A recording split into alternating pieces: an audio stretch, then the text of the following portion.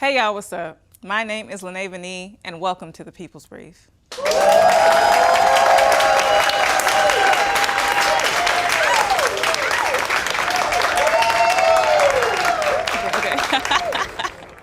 This is a place where real conversations are going to meet real solutions, where deep, layered context is going to cut through the noise, unpacking the issues that affect our community and inherently the world around us. Where I'm still going to keep it black, but now, luckily, I've got more time.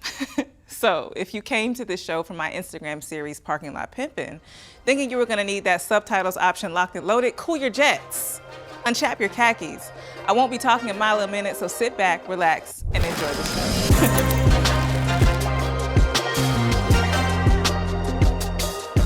Now, we begin our journey with you here on the People's Brief 5 years into the aftermath of George Floyd's murder.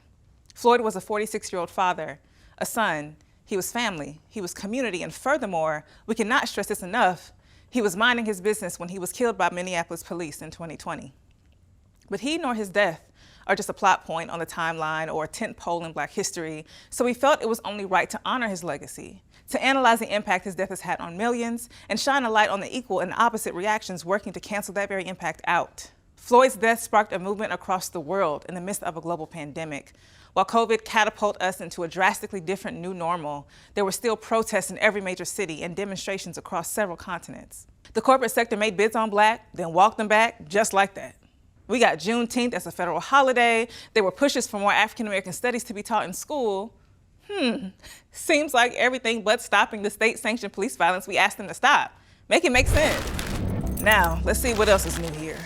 That boom of diversity, equity, and inclusion, gone, quick and fast as it came. That CRT business set ablaze, which is crazy to me because nobody was ever talking about putting actual critical race theory in class. You know, the class that's literally for lawyers, that's only offered in law school. Why would it be for the kids? But once again, here they are making things up to find more ways to say Black without saying Black. So to say any of this is new is crazy. Because if we're being honest, the so-called reform in response to that feral display of criminality Derek Chauvin put on that day did not have any real legs. It was marketed as if it did, but things like this never do. Think about it. Throughout history, whenever the federal government has attempted to offer some wide-sweeping atonement for racism, you know, like slavery, the civil rights movement. Hold on now. I'm trying to think, but those might be the only two times. Shoot. And that's because it's always a performative gesture, a determination of how many rights we want to give the Blacks this time around. But I say all that to say, those of us who have been studying the ebb and flow of racial progress in this country knew this was coming. The backlash, the pulling the rug from underneath the feet, all of that. We might not have known how long it would last, and the people electing Donald Trump twice certainly wasn't on my bingo card, but hey, once again, here we are, 5 years later. Now to help me dig into all this Raggedy Ann behavior, we have some special guests joining us tonight. 2024 Webby Award winner and historian Garrison and podcast host, activist, and TV personality Miss Angela Rye. After that fateful day in May of 2020, the world felt it was necessary to at least pretend to become a better society. Why? Because everybody was at home, watching. We saw a grotesque display of entitlement to Black life for 9 long minutes, and it reached at the heartstrings for most people with a pulse because there were no everyday run-of-the-mill distractions or business as usual readily available to overshadow what we saw. COVID beat out the head distraction in charge, capitalism, and would you look at that? People started to care again. But it wasn't just Black people this time. So many mothers across races answered the call. You know exactly what call I'm talking about. And when the non-Blacks get mad, things start to move differently. And the timeline of events of what took place since May 2025 of 2020 is a doozy, but you've heard enough out of me. Garrison, talk to him. It's been 5 years since George Floyd was murdered. The day was May 25th, 2020, and Floyd, a 46-year-old Black man, was arrested for allegedly using a counterfeit $20 bill in a Minneapolis, Minnesota grocery store. During the arrest, Officer Derek Chauvin pins him to the ground, kneeling on his neck for over 9 minutes. George Floyd loses consciousness during this ordeal and is eventually pronounced dead at a hospital. The footage of Floyd's death would arrest the attention of the world. But the global protest movement it ignited was so much bigger than any one moment or any one person. It had been building for centuries. And to understand that moment and the months of protests that followed, you would have to understand the cascading momentum of history bearing down on it. The theological malpractice of the curse of Ham, the greed of the Middle Passage, the indignity of slave codes and slave catchers. All of that was housed in our protest, even if we did not know it. The reality is that most of the world knew very little of that history. What most people knew was that a man died on camera while crying out for his mother, and that there was something profoundly wrong with that. It was so wrong that it moved millions to participate in the largest protest movement in modern history. In the moment, I'll tell you, it felt like the world had changed. But 5 years later, many of us are left asking whether it changed for better or for worse. I think the last 5 years can be understood in 3 distinct periods: an awakening, a retrenchment, and a third category that I think we are entering into right now. So I want to look back at the last 5 years to better understand what happened, what we can learn, and where we go from here. Let's start with the awakening. The day after George Floyd's death, protests erupt in Minneapolis, and by nightfall, they've spread across the US. By May 28th, the world responds. From London to Lagos, from Anaheim to Atlanta, tens of millions of people take to the streets in their respective countries under one banner: Black Lives Matter. The names of Ahmaud Arbery and Breonna Taylor are chanted alongside George Floyd, not just as individuals whose lives are deserving of respect, but as representatives of something much larger. By June 2020, then Senator Kamala Harris and Senator Cory Booker proposed legislation to curb police misconduct, to end chokeholds, to ban no-knock warrants, and to limit qualified immunity. It was an all-hands-on-deck kind of moment. Books about Black history shoot to the top of the New York Times bestseller list. Corporations like Target, Bank of America, and Amazon pledge hundreds of millions of dollars toward racial equity. For many, this felt like something special, a true awakening. And all of that momentum is poured into the 2020 election. Joe Biden and Kamala Harris, carried in large part by Black voter turnout, are elected president and vice president of the United States. But this is also where things get complicated. Police reform bills get nowhere in Congress, blocked by Republicans and stalled by conservative Democrats. Derek Chauvin is found guilty of murder in April of 2021. But at the same time, a new protest movement is rising in response to 2020. It's smaller and perhaps quieter, but far more organized. Its goal is to remove woke and CRT from classrooms. And even though CRT, critical race theory, is a legal framework barely taught outside of law schools, by mid-2022, more than 30 states had introduced anti-CRT laws limiting how race, history, and inequality could be taught in public schools. But the attacks don't stop there. Over the next few years, American politicians and media figures would leverage anti-Blackness to target affirmative action, DEI, and Black participation in nearly every sector of society. In 2023 alone, dozens of states break ground on multi-million-dollar police training facilities. By 2024, the political landscape has completely shifted. Anti-woke backlash is entrenched. And in November of 2024, Donald Trump is reelected, carried by an undercurrent of replacement theory politics and racial resentment. Within his first 100 days alone, he ends police misconduct investigations, throws out civil rights enforcement, and signs an executive order to give military gear to local police. His supporters even call for the pardon of Derek Chauvin, the man who murdered George Floyd. I'd say that all of this is shocking, but to be honest with you, it's exactly what he campaigned on and exactly what his most vocal supporters wanted. Which brings us to today. What's clear to me 5 years later is that while the country may not have changed in the ways that I hoped, that we hoped, becoming more just, more equitable, something changed in us. George Floyd's death and the rise of a global movement, followed by the backlash and re-election of Donald Trump, shifted something in our collective consciousness. I think it ushered us into this current period, a time of reevaluation, a time of reimagination. MLK once said that those who love peace must learn to organize as effectively as those who love war. The truth is that those who love to wage war on Black people, our bodies, and our communities communities. Those people have been very effectively organized. The conservative majorities banning Black books are organized. The conservative media apparatus shaping public opinion is organized. But, and I know that this is crazy, I still think that there is ample reason to believe that better is possible. People like Gary Chambers in Louisiana are building electoral power, organizing Black voters to turn out and block a tough on crime constitutional amendment in the state. Angela Rye, Joy Reid, and others are on the road with the State of the People Power Tour, educating and empowering communities to create real change. And shows like this one, hosted by Lynae Vanee, exists to build real media power in exactly the moment we need it the most. 5 years later, Black people are reevaluating and reimagining what it means to build structural power for ourselves. So if the question is what changed, the answer is that we changed. Our strategies changed, our methods changed. But I am hopeful now more than ever that the lessons of the last 5 years have been valuable, that they will be instructive as we build something for us, by us, something that will stand the test of time. Back to you, Lynae. My next guest is, in her own words, an empowerment tour. She's a lawyer, an activist, a thinker, but more importantly, she's a doer. And she just so happens to be my close personal friend, Miss Angela Rye. Hey, girl. Hello, hello. Thank you for coming to Brief the People with me. I'm happy to be here, and congratulations. Thank you so much. Thank you so much. Well, we spent this episode commemorating the 5-year anniversary of the death of George Floyd. And I just want to know, 5 years later, given all the context, how are you feeling?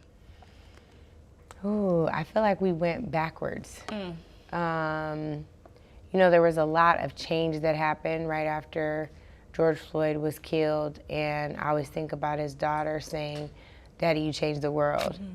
And to see the type of significant change we saw in the months after his death, to the visceral reaction, the response, the insurrection in 2021 to where we are now, it's unbelievable to me. Yeah. And I know a lot of folks warned us. I think especially some of our forebears, some of the elders that said this is, you know, whatever you're experiencing with white allyship and that kind of thing is not forever, because anti-Blackness is still alive and real. Yeah. Seeing that every day more and more. So it's sad. It is. Yeah. It is. And I definitely feel like I felt that struggle with hope during the last election season. Like, it was right there. It felt like it was pushing me and riling me on. And when that fell through, I didn't know how to feel. Yeah.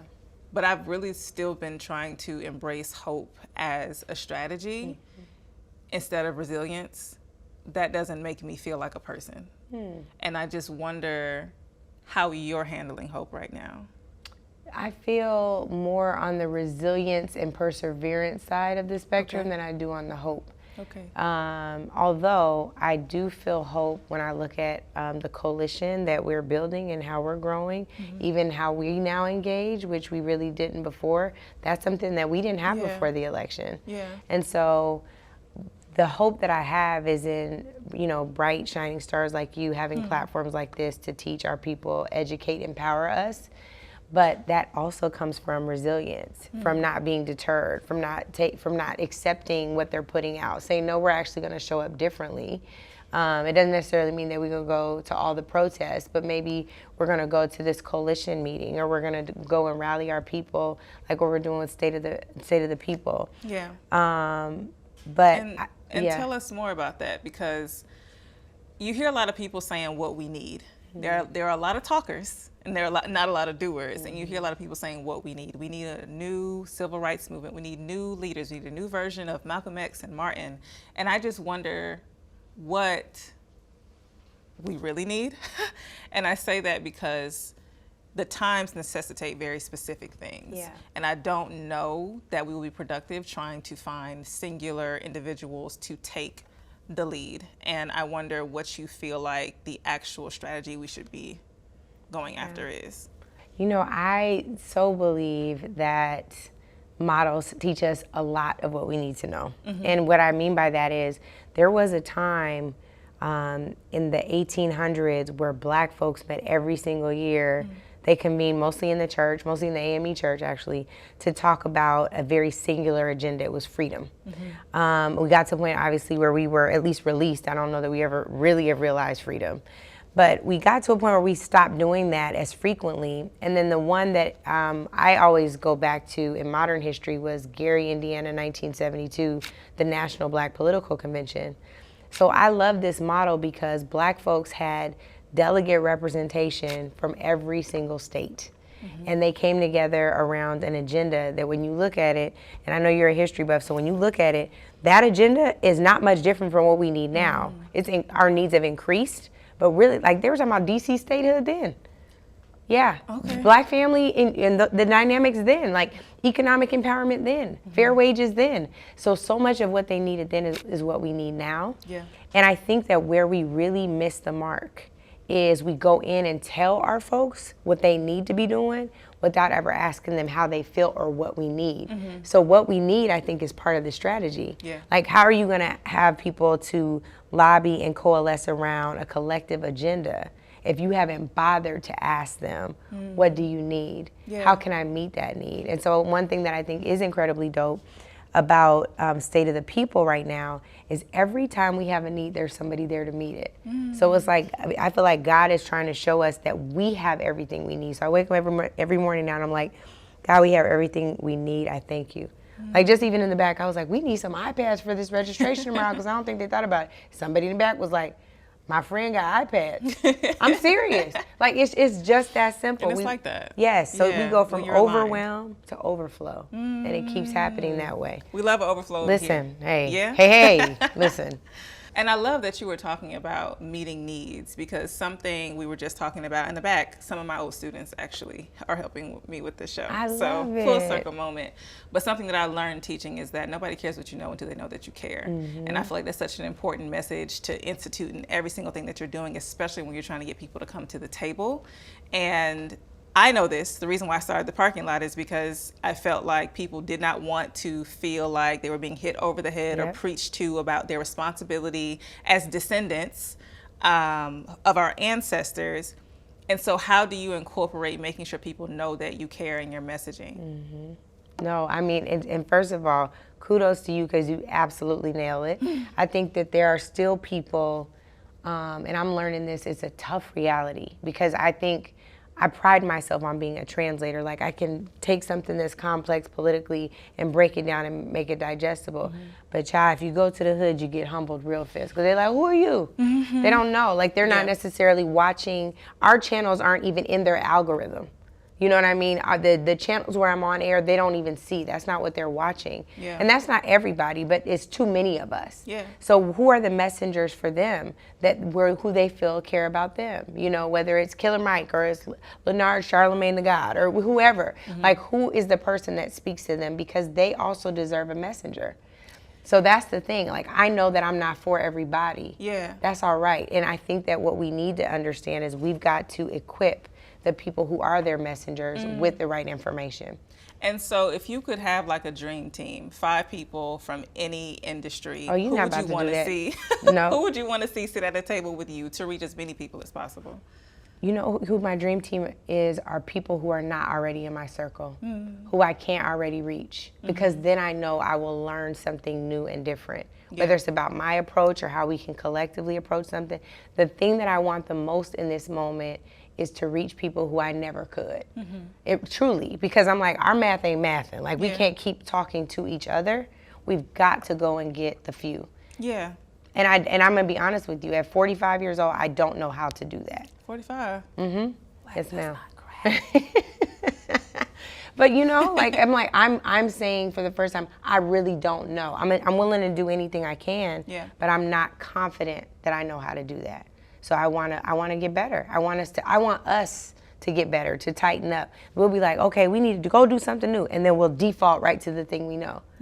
And that's not wrong. We got to give each other grace, but we can't say we're not meeting the moment. It's abnormal times, and then go back and do everything that we would normally do. It's not normal.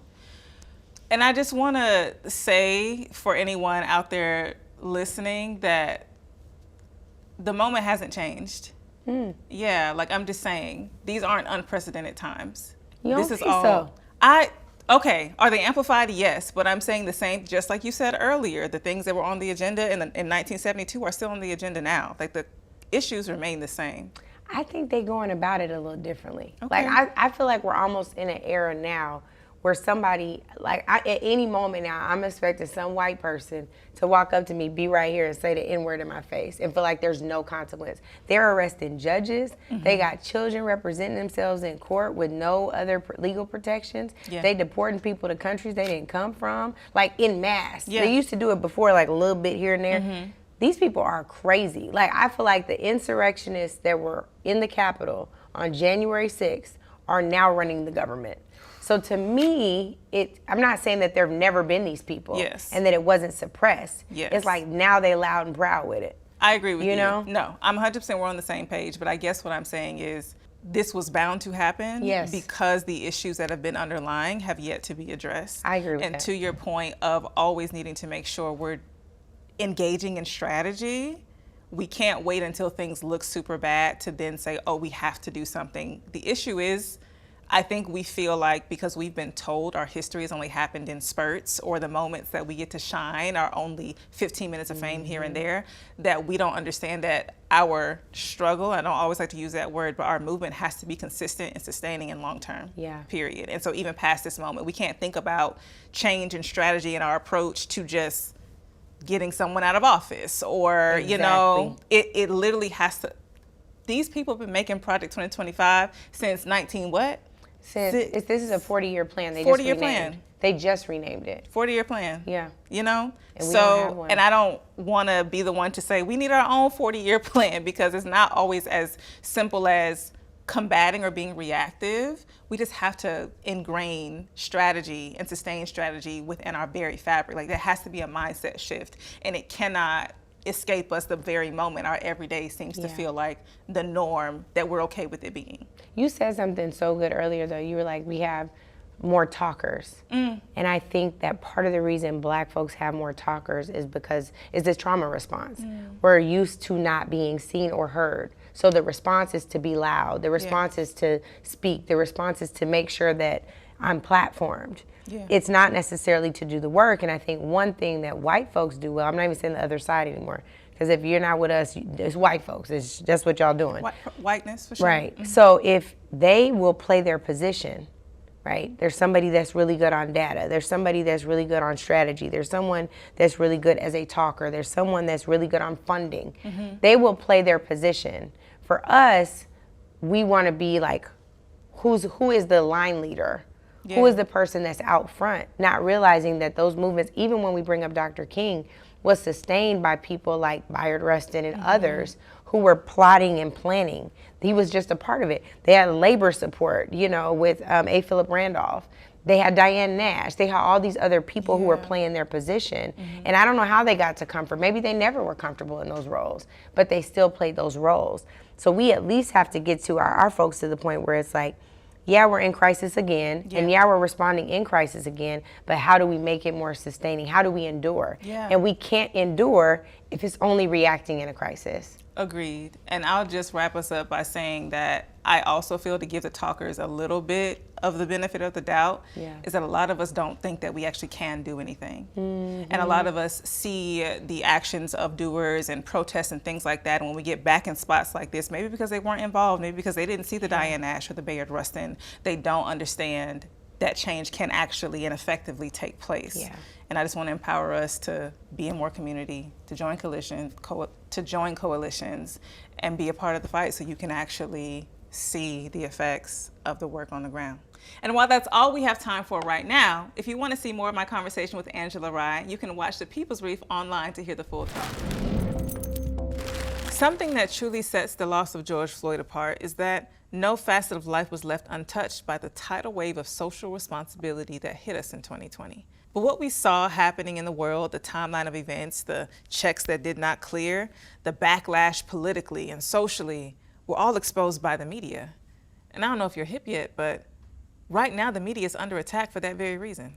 In 2020, 9 long-suffering minutes on our TV screens, on the screens in the palms of our hands, revealed to the rest of the world what Black Americans know to be routine.